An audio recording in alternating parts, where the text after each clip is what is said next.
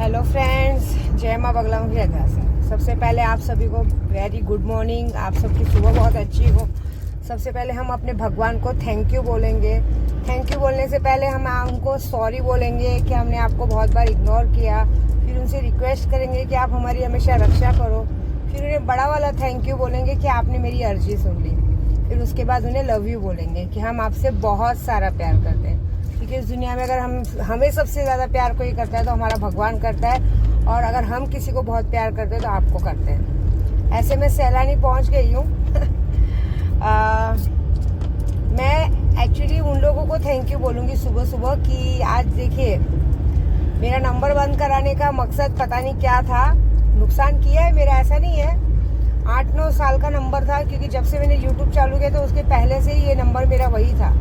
और सामने वालों ने ये सोच के बंद करवाया कि 100 लड़कियों की शादी है तो इसे लड़कियों का नाम ही नहीं आना चाहिए और काम रुक जाना चाहिए।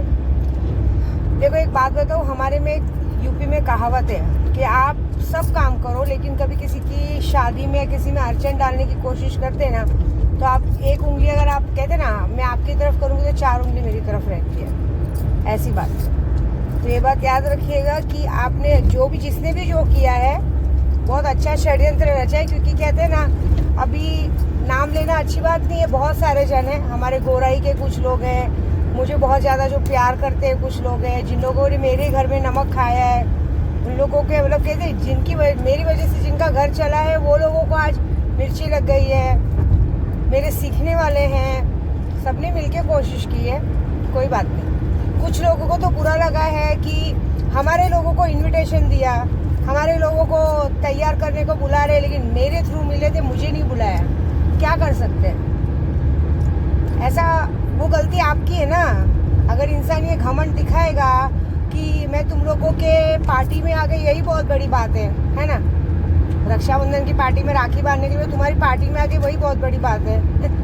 तो बड़े लोगों को हम लोग कैसे बुला सकते हैं? हम भाई गरीब लोग हैं, हम गरीब लड़कियों की शादी कर रहे हैं। ऐसे बड़े लोगों को इन्विटेशन देना शोभा नहीं देता ना, ऐसी बात है।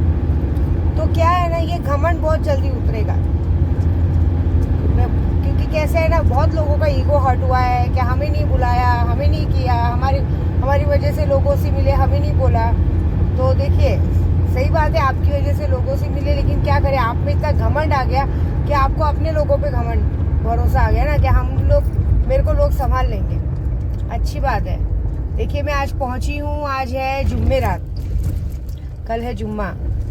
आज के दिन में पहुंची क्योंकि मैं सच बोलूँ तो मैं पूरी तरह से ठीक हो गई हूँ। सबसे बड़ी खुशी यही है कि मैं सैलानी में आज आई हूँ। अब 100 लड़कियों की शादी का जो भी मंडप का सब काम शुरू होगा, लेकिन उसके पहले सबकी मौत का इंतजाम भी होगा। नंबर तो बंद करवा दिया तुम लोग ने, मेरा 8-9 साल का नंबर बंद करवाया। मैं तुम्हारा क्या क्या बंद करवाऊंगी, ये बात एक बार भी सोची नहीं। करते समय तो कर दिया, लेकिन ये नहीं सोचा कि अब हमारा क्या होगा। तो कोई नहीं। अभी देखिए, एक तो रमज़ान का महीना चालू है, रमज़ान का मुबारक महीना है। 2 दिन बाद ईद है, अमावस्या है, सब कुछ है। और आज मैं जुम्मेरात के दिन पहुंची हूँ। तो आज मैंने सोचा है कि हर बार मैं अपने भाईजान से बाग जाली पे फोटो लटकवाती हूँ। सबकी फोटो को वो ठोकते हैं, है ना, पुतले के साथ, बिग बॉस के साथ। आज विद्या देवी वो काम करेगी। आज मैं सच बोलूँ तो अपने सैलानी बाबा के यहाँ मेला कहते ना, जश्न मनाने आई हूँ कि मैं ठीक हो गई हूँ। भगवान ने मुझे ठीक कर दिया, मेरे सर पे मेरे माथे पे कलंक नहीं लगने दिया। मैं ठीक हो गई हूँ बहुत अच्छे से। मतलब 4 साल इतना बड़ा पेट लेके घूम रही थी और आज एकदम मस्त और स्वस्थ हूँ। तो उसकी खुशी मनानी, सबसे पहले उसकी खुशी मनानी ज़रूरी है। तो आज बैंड बाजे के साथ बाबा जी को चादर जाएगी, गरीबों को खाना खिलाया जाएगा। और उसके बाद हर बार के जैसा बाग जाली में जाऊंगी, क्योंकि बाग जाली में इस बार इसी मकसद से जाऊंगी कि भाई 100 बेटियों की शादी करनी है और लोग अड़चन डाल रहे हैं। अड़चन डालने पे इतने पे आ गए कि भाई इसका एक ही नंबर 7-8 सालों से चल रहा है, इसी नंबर से पैसे लेन देन करती है, इसी नंबर से सबसे कांटेक्ट करती है, इसका नंबर ही बंद करवा दो। इसकी मतलब कहते हैं ना, जैसे रीढ़ की हड्डी तोड़ना, कि चलो एक काम हो जाएगा तो डिप्रेशन में आएगा तो चीज़ रुक जाएगी। कितनी शर्म की बात है। शायद तुम लोगों को भगवान ने बेटियां नहीं दी है ना। और मैं जिनकी बात कर रही हूँ उनको तो बेटी क्या बेटा भी नहीं हो सकता, क्योंकि वो तो है ही नहीं। भगवान ने उनको वो चीज ही नहीं दी कि वो बेटा बेटी भी कुछ पैदा कर सके। लेकिन लोगों को दुआएं तो देते हैं ना। तुम लोग तो लोगों की दुआओं के भी काबिल नहीं हो। तुम लोग लोगों को क्या दुआएं दोगे? एक वक्त आएगा कि तुम्हें अपने घर के दरवाजे पे कोई खड़ा नहीं करेगा। ये घमंड है ना तुम्हारे अंदर। भगवान करे तुम लोगों को हर जन्म वही जन्म मिले, इससे भी बदतर जन्म मिले। कीड़े चूने जैसा काम होता है ना, वो होगा। सैलानी में यही बोल के डाऊंगी मैं बागजाली में कि जिन लोगों ने इस 100 बेटियों के अच्छे काम की शादी में, क्योंकि मैंने किसी से 1 रुपए की हेल्प नहीं मांगी, कुछ नहीं किया, सब वन मैन शो करे। और करूंगी मैं चाहे 10 लड़कियों की शादी करूंगी, चाहे 50 लड़कियों की शादी करूंगी, चाहे 500 लड़कियों की शादी करूंगी तो जरूर 25 अप्रैल को ही होगा। ये बात तो सब मुझे बहुत अच्छे से जानते हैं मेरी बात। अगर मुझे कहीं जाना है तो मैं जाती हूँ, मुझे कुछ करना है तो मैं करती हूँ। अब आज मुबारक मौके पे पहुंची हूँ, जुम्मे रात है, जुम्मा है। हर फ्राइडे को मैं बॉम्बे में जाती हूँ। कहते ना अब्दुल रहमान शाह बाबा, वही अब्दुल रहमान शाह बाबा ही तो हमारे सैलानी बाबा है। तो इस जुम्मा अपने सैलानी बाबा के पास रहूंगी मैं। तो सबसे पहले तो होगा बागजाली पे इन जितने लोग हैं सबकी फोटो को टांगी जाएगी। भाई मुझे तो जिन पे शक है मैं सबकी फोटो टांग दूंगी, चाहे कोई भी हो, भले उन्होंने वो काम किया रहे नहीं किया रहे, मैं सबकी फोटो टांगने वाली।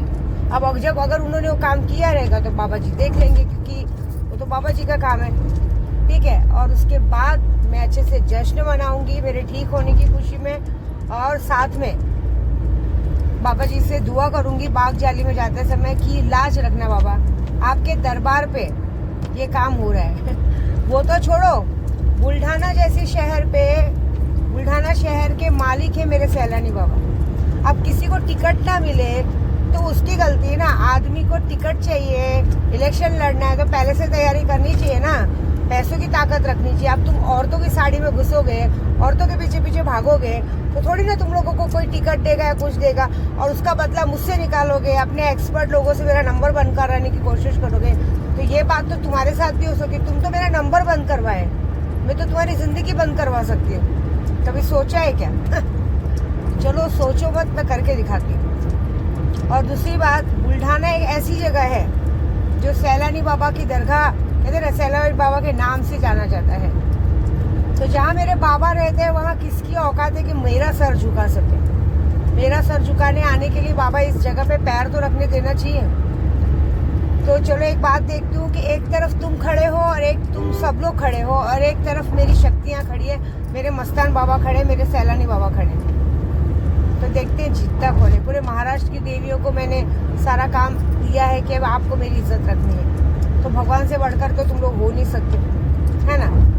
तो अब ये बात की सजा तो मिलेगी, और बखूबी बहुत अच्छे से मिलेगी, क्योंकि मुझे सब जानते हुए भी अनजान बन रहे हैं कि जानते हैं कि औरत अच्छों के लिए बहुत अच्छी है और बुरों के लिए 1 नंबर की मादरचोद औरत है। मैं छोड़ूंगी तो नहीं। मैं एक्चुअली कैसा, बहुत सारे जन बोलते हैं कि ये बहुत सारी बातें दिमाग में लगा रखती है। मैं किसी की कोई बात नहीं बोलती। आप मुझे अच्छी बात बोलो, बुरी बात बोलो, मैं सब दिमाग में रखूंगी, उसके बाद सबकी हालत खराब करूंगी। चाहे कोई कितनी भी बड़ी डींगे मारते रहे, कुछ भी करते रहे, मुझे बहुत आसानी से आता है उसको रोड का भिखारी बनाना, क्योंकि अघोरी क्या होते हैं क्या पता चलेगा। अरे ये तो छोड़ो, महान काम तो हमारे विंध्याचल से भी हुआ है। वीडियो सब देखते हैं ना, सबको खबर देती हूँ मैं। विंध्याचल से भी काम हुआ है। मुझे तो ये समझ में नहीं आ रहा है कि विंध्याचल में मैं किसकी बुरी बन गई, किसके कंपटीशन में उतर गई मैं, इलेक्शन के। ये बात हो गई क्या? कोई बात नहीं, मुझे पता नहीं था कि मेरी बातें इतनी बुरी लगती है सबको। और भी बहुत सारे जन हैं, सबको मेरी बातें बहुत बुरी लगती है। तो मजा आएगा खेल में। एक साइड तुम सब खड़े हो और एक साइड मैं खड़ी। मुझे एक बात की खुशी है कि मुझे प्यार करने वाले तो बहुत जन है, लेकिन मुझसे In 600 meters, turn right to stay on National Highway 753M. Competition करने वाले भी इतने जन हैं और मुझसे जलने वाले भी इतने जन हैं। ये बड़ा काम हो गया, और ये काम करके तुम लोगों ने अपनी चीज दिखा दी है। और कहते हैं ना, सीखने वालों में ये भूल गए कि तुम जिस बच्चे की तबीयत ठीक करने के लिए मेरे पास आए थे, आज उसी बच्चे की फोटो वहाँ टंगेगी। Turn right to stay on National Highway 753M. ऐसे बच्चे का तो मर जाना ही अच्छा है ना। ठीक करके क्या करेंगे? पागल बच्चे को कौन पालता है? पागल बच्चे को पालने का मतलब है क्या? अपंग बच्चे को कौन पालता है? पोलियो जैसे बच्चे को कौन पालता है? तो In 300 meters. तो मेरा कहना यही है कि क्या करोगे पागल बच्चा रख के, क्या करोगे अपंग बच्चा रख के, है ना? मेरे बच्चे का तो सोचा नहीं, तो फिर मैं तो लेकिन इतनी बुरी तो हूँ नहीं, लेकिन मेरे से बुरे मेरी शक्तियाँ जरूर बुरी है।